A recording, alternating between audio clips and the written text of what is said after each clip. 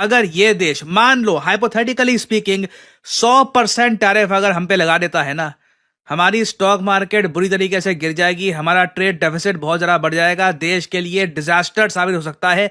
तो हम लोग ऑब्वियसली नहीं चाहेंगे कि जो ये धमकी है ये रियलिटी में कन्वर्ट हो जाए। नाउ ट्रम्प यहां पर लिखते क्या है, इस इकोनॉमी जो वंडरफुल यूएस इकोनॉमी है जहां पर सब लोग अपना सामान बेचना चाहते हैं क्योंकि बेनिफिट होता है, पैसा मिलता है, उसको बिल्कुल बाय बाय कर देना।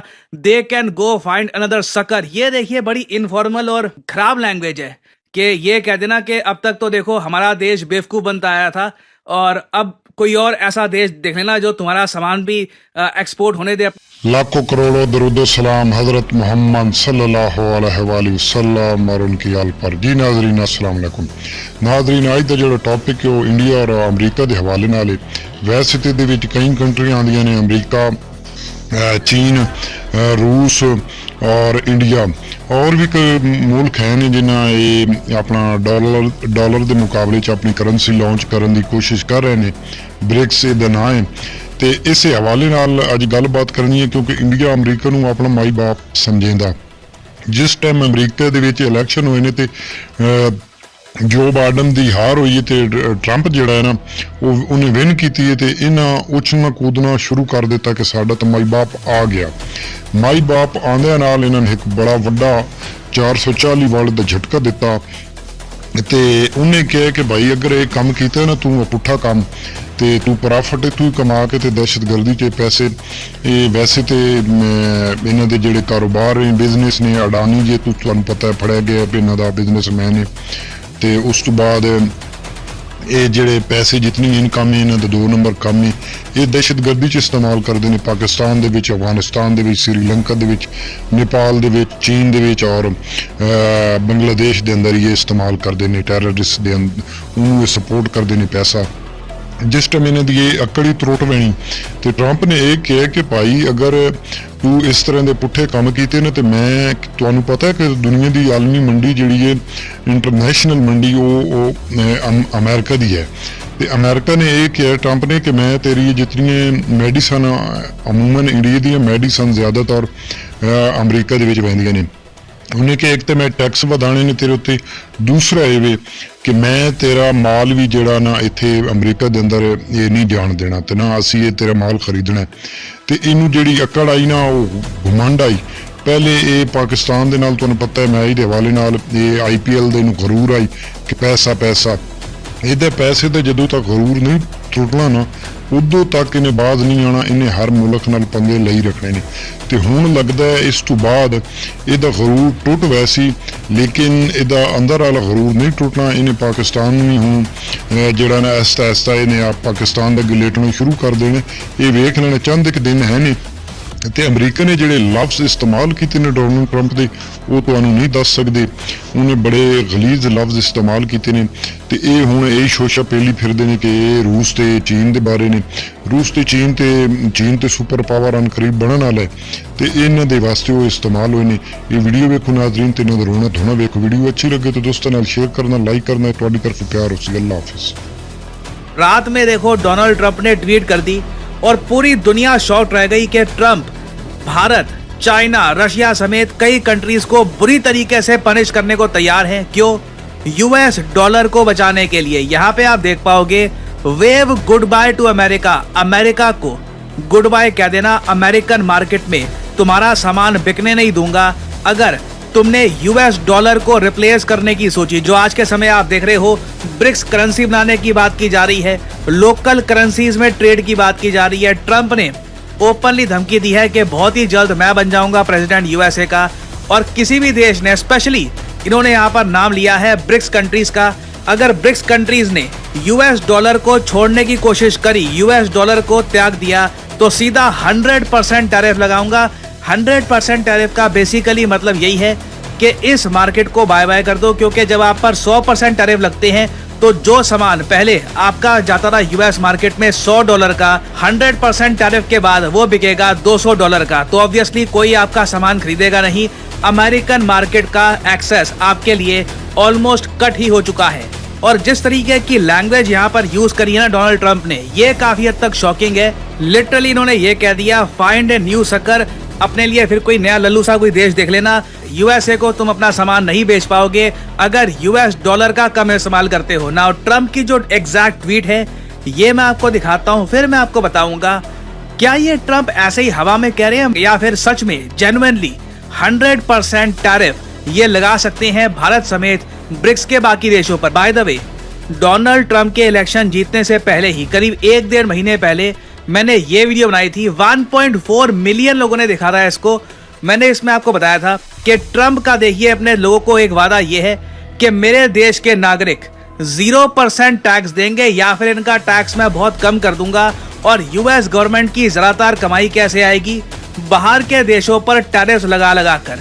तो ट्रम्प ने यहाँ पे उसकी शुरुआत कर दी है और ये बिल्कुल देखो बड़ा डिसएडवांटेज है ट्रम्प प्रेसिडेंसी का। ट्रम्प के आने से और काफी जगह इंडिया को बेनिफिट मिलेगा, मगर जो ये टैरिफ लगाने वाले हैं ना, यहाँ पर भारत को देखना होगा कि भारत पे देखो टैरिफ तो लगेंगे मगर सबसे कम टैरिफ हम पे लगे, ये हमको कोशिश करनी होगी। ना इधर आप देख पाओगे ये है वो ट्रम्प की ट्वीट जो रात में कई इंडियंस ने पढ़ी और रात में ही कई लोगों का बीपी ऊपर हो गया, कई लोगों को चिंता होनी शुरू हो गई कि अगर यूएसए एक ऐसा देश जिसको हम बिलियंस ऑफ डॉलर्स का एक्सपोर्ट करते हैं, यूएसए को एक्सपोर्ट करके हमको फायदा होता है, ट्रेड सरप्लस मिलता है अराउंड $30 बिलियन का। अगर ये देश मान लो हाइपोथेटिकली स्पीकिंग 100% टैरिफ अगर हम पे लगा देता है ना, हमारी स्टॉक मार्केट बुरी तरीके से गिर जाएगी, हमारा ट्रेड डेफिसिट बहुत ज़्यादा बढ़ जाएगा, देश के लिए डिजास्टर साबित हो सकता है। तो हम लोग ऑब्वियसली नहीं चाहेंगे कि जो ये धमकी है ये रियलिटी में कन्वर्ट हो जाए। नाउ ट्रम्प यहाँ पर लिखते क्या है, ये कहते हैं कि the idea that the BRICS countries are trying to move away from the dollar while we stand by and watch is over. अब इन्होंने कहा है कि यूएसए की जो नीति है ना कि चुपचाप देखते रहो, जो ये ब्रिक्स देश हैं ये डॉलर का कम इस्तेमाल करते जा रहे हैं। ऑब्वियसली आपको पता होगा लोकल करेंसीज में ट्रेड, फिर ब्रिक्स करेंसी बनाने की भी बात की जा रही है। कह रहा अब मैं ये बस दूर बैठकर चुपचाप नहीं देखूंगा, मैं एक्शन लूंगा। वी रिक्वायर ए कमिटमेंट, मुझे कमिटमेंट चाहिए, यहाँ पे प्रॉब्लम आएगी। ट्रम्प अगर लिखित रूप में ब्रिक्स कंट्रीज से कमिटमेंट मांगेंगे कि तुम कोई नई करेंसी नहीं बनाओगे, साथ ही साथ किसी और करेंसी को बैक नहीं करोगे, जो माइटी एरोगेंस देखो, ये मैं इसलिए बोलता हूँ चाहे कोई भी यूएस प्रेसिडेंट हो, एरोगेंस इन लोगों की कमाल की है। बस यूएस डॉलर नहीं, द माइटी यूएस डॉलर, ताकतवर यूएस डॉलर के सामने कोई भी करेंसी लाने की कोशिश करी, दे विल फेस 100% टैरिफ्स और उसके बाद से goodbye to selling goods to the wonderful US economy. जो वंडरफुल यूएस इकोनॉमी है जहां पर सब लोग अपना सामान बेचना चाहते हैं क्योंकि बेनिफिट होता है, पैसा मिलता है, उसको बिल्कुल बाय बाय कर देना। They can go find another sucker. ये देखिए बड़ी इनफॉर्मल और खराब लैंग्वेज है कि ये कह देना कि अब तक तो देखो हमारा देश बेवकूफ बनता आया था और अब कोई और ऐसा देश देख लेना जो तुम्हारा सामान भी एक्सपोर्ट होने दे अपने कंट्री में और साथ ही साथ तुम उसकी करेंसी भी ना यूज करो, ये भी बर्दाश्त करे।